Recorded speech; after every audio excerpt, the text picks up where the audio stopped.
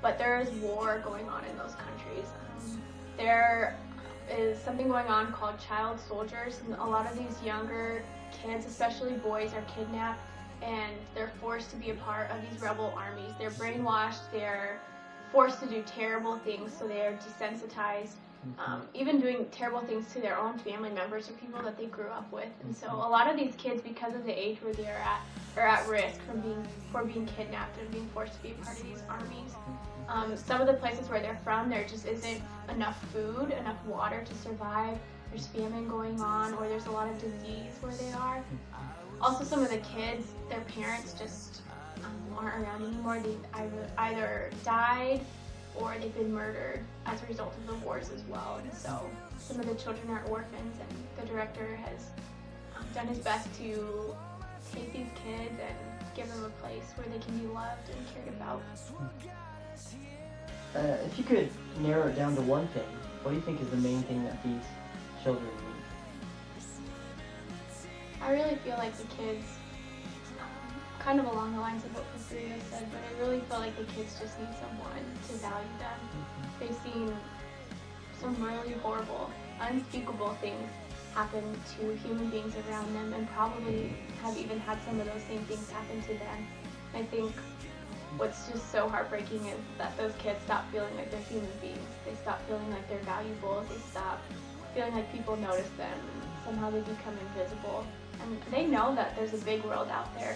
They also know that not many people are doing anything to recognize them or to stand up for them, to speak when they don't feel like they have a voice. And so we can always say that they need food, they need an education, they need money, they need medical supplies, they need a lot of physical things, but I think the most important thing, and what the result of meeting their physical needs, is allowing them to know that they really matter, that their lives are important and they have value, and that someone really does care about them, even if they've never met them or spoken to them or heard their story, that they're still worthy of that kind of attention.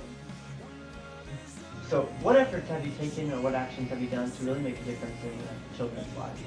When we first got there in 2006, upon arrival, we were able to witness kids there, and a lot of them looked like they were in some bad shape. You know, a lot of really torn clothes, and they looked hungry. They just looked like they were in a pretty sad situation.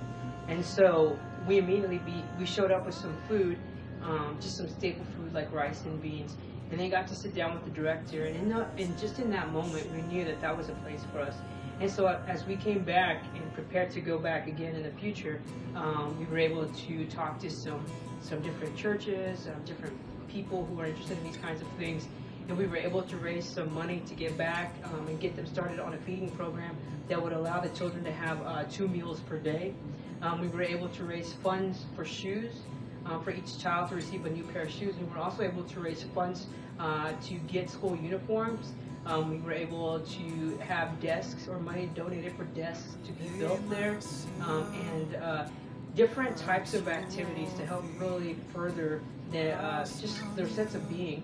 We were also able to do some networking. I was able to do some networking while I was there, meeting people who were natural doctors who would come out and were able to visit with them to give them just basic medical medicines, and then also able to meet, this man from Nigeria who was born and raised in Chicago, and was able to help donate some types of things, hygienic type things, toothpaste, toothbrushes, a box for each person there.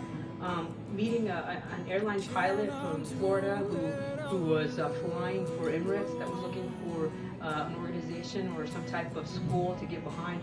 So that was part of our effort, and my effort personally, but as a group we were able to raise funds to help see some of those basic needs met. So if there was one thing that you could say to the college students here in Hays about making an impact in the world, what would that be? Well, I think stating the obvious at first, things that we kind of overlook at times, but that's that you are an American, you are educated, you've got power, and you've got wealth. And although that doesn't seem like it's that big of a deal, but when you compare it to the rest of the world, man, we are set in so many ways. And so that would be one. And I think just stopping and stop looking at the world in categories and statistics, numbers, social issues, like they're not just causes, but there are people. who have moms and dads and their grandmas and grandpas involved in all different types of scenarios in the world. And if we start to look at them as human beings who have specific dreams and stories and hopes, just things that make them happy, things that make them sad, things that make them real people, I think that would be a great direction for any college student to take. And just not looking at the world that it's so big that you can't get out there and check some of these things out for yourself. The world is not that big. You're about 24 hours or under 24 hours away from different parts of the world. It's not that big. You can do something about it. Find something that you care about and go for it. And don't stop when your passion is fueled. Keep going.